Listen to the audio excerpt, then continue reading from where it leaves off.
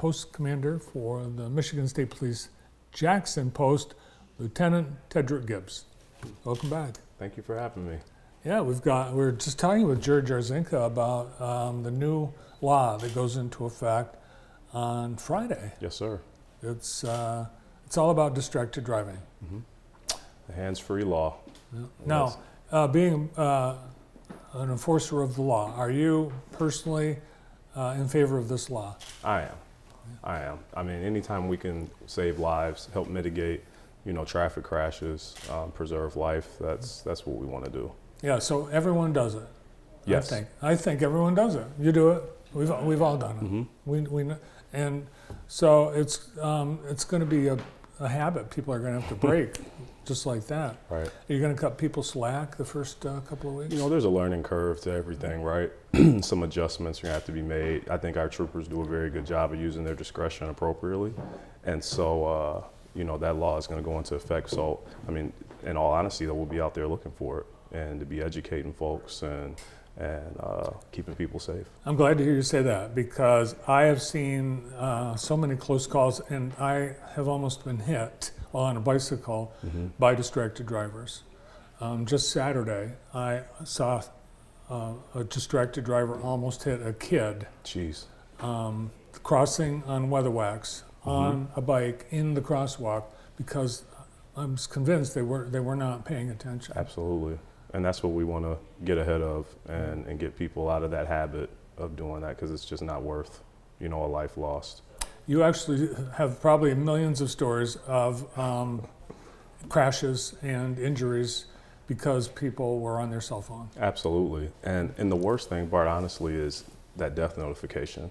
That's one of the worst days of a trooper, is to have to go knock on somebody's door and deliver the news that their loved one has been killed as a result of a traffic crash. So any of these steps, we're very pleased that the governor has, signed this in and help keep our citizens safe. And that is the one reason I would never want your job. That's got to be the worst thing anyone ever has to do. It's a bad day for sure. Yeah. So I'm glad we have some things going forward to, help mitigate some of those things. Yes, hopefully that becomes something you don't have to do. Yes, sir. Now, you actually brought along a spot that was produced by the Office of Highway Safety Planning, I believe, and the state police, which includes a gentleman whose son was killed by a distracted driver. And he was, I think, he started a whole foundation, and he's been a big pusher of this law. Absolutely. So we'll take a look at that. Okay. Just one small act of distraction can destroy lives forever. In 2016, my son Mitchell was killed by a distracted driver using a cell phone. Now Michigan has passed a law that makes it illegal to use electronic devices while driving. Only hands-free methods are allowed. The hands-free law is in effect June 30th. It's too late for my son Mitchell, but other lives can be saved. So put your phone away and just drive. Yes, Friday it goes into effect, but we've actually had distracted driving laws on the books. What's the difference? How does this make it more of, I guess, how do you differentiate between what we already had and what we will have? Sure. So now it's completely hands-free. Okay. I mean, in every sense of that, you can't use your phone and have your phone in your hands, where before we had texting while driving and we could look at some careless driving behavior, but now the law clearly spells out that you cannot have the phone in your hand, excuse me. And most cars have the capability where you can do, well, actually, every phone just has a speakerphone, so. I believe Siri is going to get a lot of work now. They absolutely are going to get a lot of work with the voice activation, and hopefully people are mounting that device and keeping it out of their hands.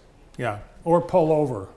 Absolutely. Pull over and make your call, or keep your phone in the, and you can actually set, I think most phones you can set it to not ring. Do not disturb. Yeah. Yes, sir.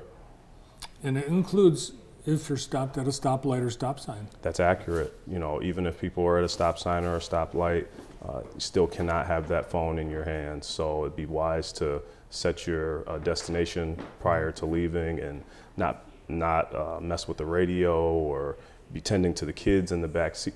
We just want people to keep their hands on the wheel, keep their eyes on the road, and have their mind engaged in what they're doing, which is driving. You can't shave, apply makeup, eat fried chicken. You can't do any of that while you're driving. No, sir. No. Hands free. All right. This is busy construction season. This weekend we're going to have 51 million people nationwide on the roads.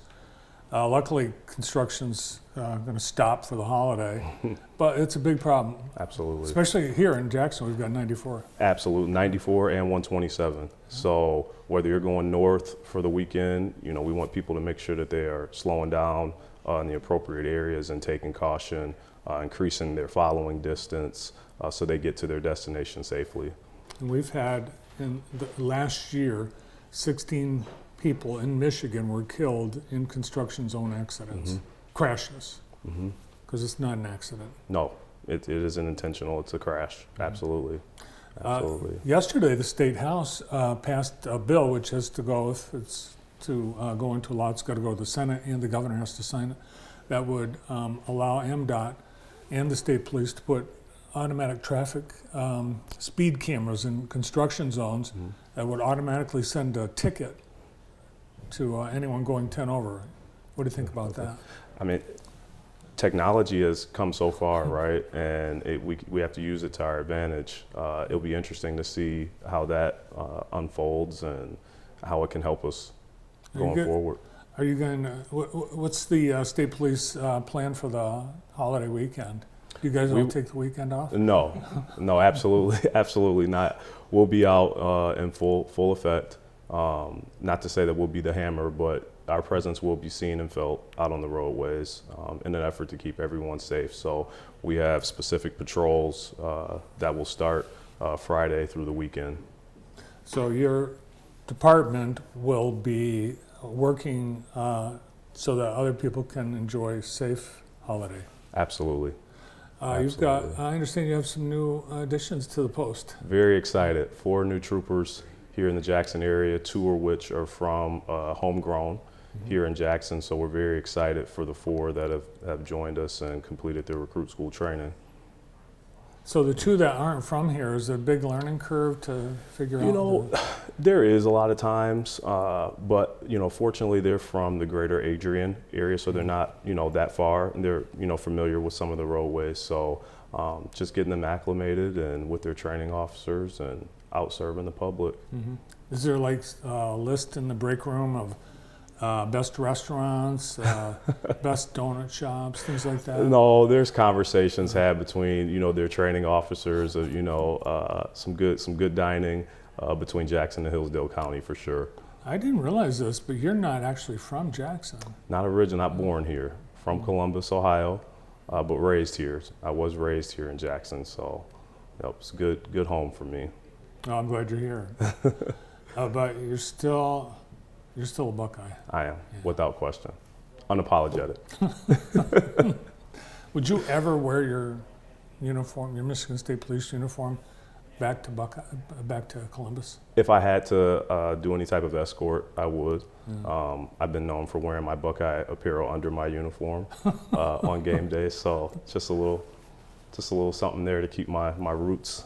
And you're the only one that knows. I'm the only one that needs to know.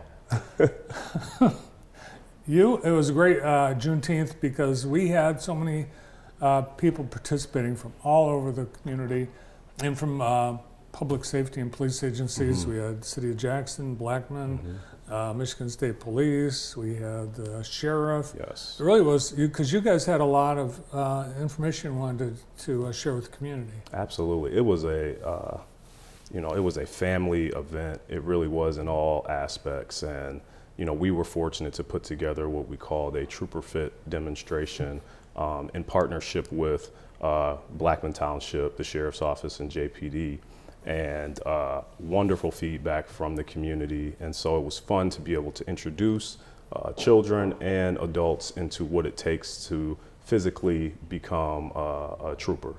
and it was a blast. It was a blast. We had a deadlifting station. We had our Concept 2 rower available. We did push-ups. We had sit-ups. We had wall balls. Just a variety of things to just give the public an idea of what it takes to be physically in shape for this type of role. Couple 3 weeks ago, the sheriff's department at their open house had the opportunity where you could do a foot race with a deputy. I think the deputies handle business too. I saw them out there competing, so it was nice to see them taking that on. I saw Gary Schutte with the short sleeve shirt on. He's got big arms. He's a big dude. Yeah, and so are you. So what's the deadlift? How much can you deadlift? I mean, myself personally, Yeah. I've had a personal best of 435. Oh my gosh. I don't attempt to do that type of weight at this age, so I leave that up to my children that are up and coming now. So, very, very good time. Great opportunity to connect with the community, and also for them to see the police simulator that Jackson City Police Department had available there at the Congregational Church. And you really are looking for new people to join the department. Absolutely. So if you know anybody, Bart, that's fit enough to be a trooper, I don't. Well, we're going to continue to work on that then. But yes, we will start another academy here June 9th, and we are hopeful to have 90 men and women that will start that academy, and then they will be assigned to posts across the state. So yes, we are always actively hiring and recruiting, the best. Next month, July 9th. July 9th, July excuse 9th. me. July 9th, yes. All right. Well, keep safe, and I Thank you, hope sir. everyone in your department is safe, and keep everyone safe on the roads this holiday weekend. Absolutely. Good to see you. Good seeing you again. Assistant Post Commander at the Michigan State Police Jackson Post, Lieutenant Tedrick Gibbs.